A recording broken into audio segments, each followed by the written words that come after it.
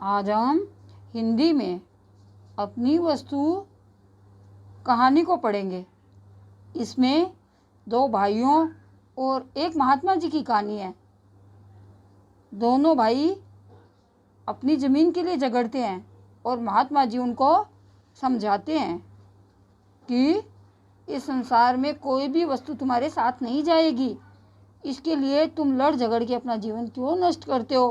तो ये पूरी कहानी है, इसमें हम आज पढ़ के समझेंगे। हैं, एक महात्मा जी कहीं जा रहे थे।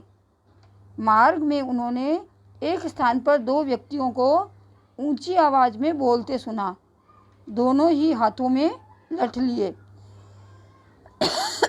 एक दूसरे के प्राण लेने को उद्यत दिखाई देते थे। उद्यत होता है तैयार। एक कहता था ये भूमि मेरी है और मैं इसका स्वामी हूँ, जबकि दूसरा उस भूमि को अपनी बतला रहा था। उस भूमि पर अपना अपना स्वामित्व जतलाने के लिए दोनों ही क्रोध से लाल पीले हो रहे थे, अपने अपने पक्ष में दलीलें दे रहे थे। संत महात्मा तो स्वभाव से ही दयालु एवं परोपकारी होते हैं, सदैव सबका भला ही चाहते हैं। उन्होंने मन ही मन विचार किया कि ये दोनों लड़ाई झगड़ा करके व्यर्थ ही अपने प्राण गंवाने पर तुले हुए हैं, अतएव इन्हें समझा बुझाकर शांत करने और इनका आपस में समझौता कराने का प्रयास करना चाहिए। यह सोचकर वे उसके निकट गए और उन्हें संबोधित करते हुए बोले, हे भद्र पुरुषों, भद्र का होता है भले पुरुषों, तुम लोग कौन हो और आपस में झगड़ा क्यों कर रहे हो। महात्मा जी को देखकर उनमें से एक व्यक्ति बोला, महात्मन, हम दोनों भाई हैं। हमारे पिता ने मरते समय अपनी संपत्ति का जो बंटवारा किया था उसके अनुसार इस भूमि का मालिक मैं हूँ, फिर भी ये व्यर्थ ही झगड़ा कर रहा है। दूसरा व्यक्ति तत्काल चिल्ला उठा, महाराज ये बिल्कुल झूठ बोल रहा है, यह भूमि इसके भाग की नहीं है बल्कि मेरे भाग में आती है, इसलिए इसका असली मालिक मैं हूँ।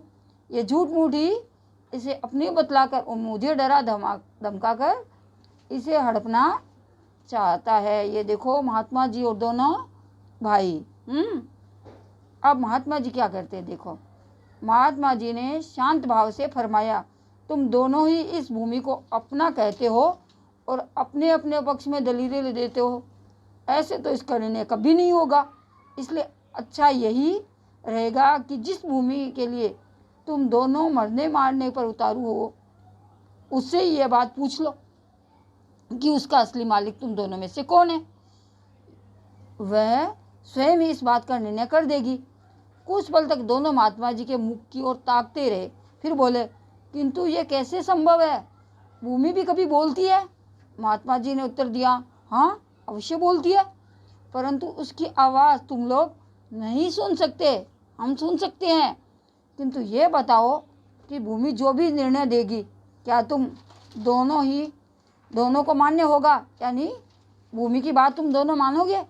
तो दोनों भाई इस बात पर राजी हो गए। तब महात्मा जी बोले, मुझे बहुत जोरों की भूख लग रही है, पहले मुझे भोजन कराओ। वे बोले, भूमि का निर्णय हो जाए फिर आपको डटकर खाना खिलाएंगे। महात्मा जी ने कहा, भूमि का निर्णय तो हो ही जाएगा, वह कहीं भागे थोड़ी जा रही है, पहले भोजन हो जाए ताकि मन मस्तिष्क कुछ ठिकाने पर आए, इसलिए तुम दोनों अपने घर से भोजन ले आओ, तब तक हम यहीं बैठे हैं। यह कहकर महात्मा जी एक पेड़ की छाया में बैठ गए। फिर क्या होता है, देखो कि दोनों भाई घर गए और अपने अपने घर से भोजन बनवा कर ले आए। महात्मा जी ने उन दोनों को बैठ जाने को कहा। भोजन बनवा के लाने के बाद कहा, बैठ जाओ। तत्पश्चात उन्होंने भोजन के 3 भाग किए और दोनों भाइयों को भोजन करने का आदेश देकर स्वयं भी भोजन करने लग गए। इस प्रकार ऊपर की सब बातचीत तथा भोजन आदि में लगभग 2 घंटे लग गए। महात्मा जी की इस समस्त कार्रवाई का उद्देश्य केवल यह था कि दोनों को क्रोध कुछ कम हो जाए ताकि उन्हें समझाया बुझाया जा सके, और हुआ भी यही। वे दोनों जब भोजन से निवृत्त हुए तो काफ़ी शांत थे। उन्होंने महात्मा जी के चरणों में विनय की, महाराज ये भूमि तो कुछ बोलती नहीं, इसलिए आप ही हमारा निर्णय कर दीजिए, यानी आप ही जो भी कुछ करना है फैसला कर दीजिए। तो महात्मा जी ने कहा, इस भूमि से पूछकर इसका निर्णय करते हैं। यह कहकर उन्होंने अपना कान भूमि के साथ लगाया, मान लो कुछ सुनने का प्रयत्न कर रहे हो।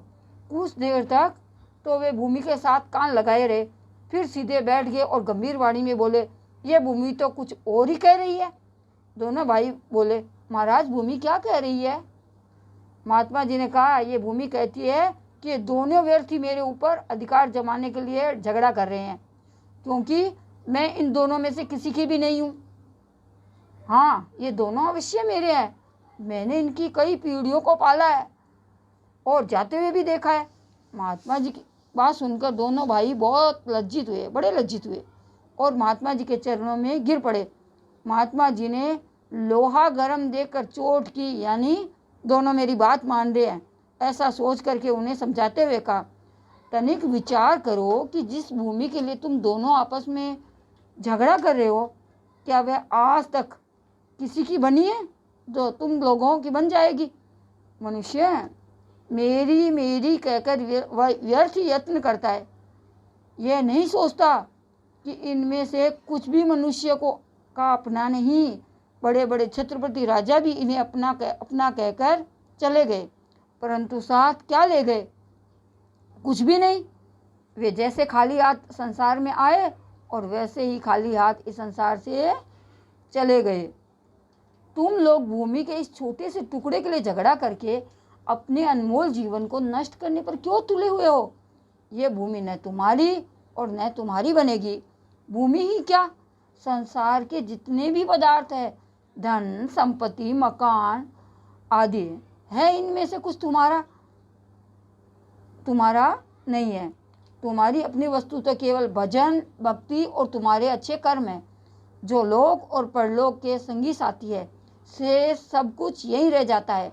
अतएव आपस में लड़ने झगड़ने और मनुष्य जन्म के मूल्यवान समय को व्यर्थ नष्ट करने की अपेक्षा जीवन को अच्छे कर्मों और नाम सुमिरन में लगाओ, ताकि तुम्हारा लोक और परलोक संवर जाए।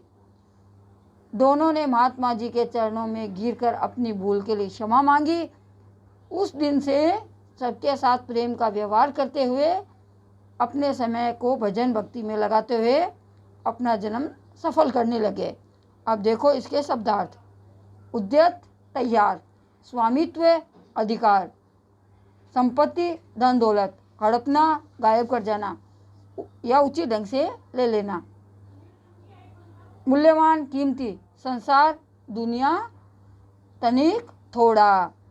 शब्दार्थ भी करने हैं।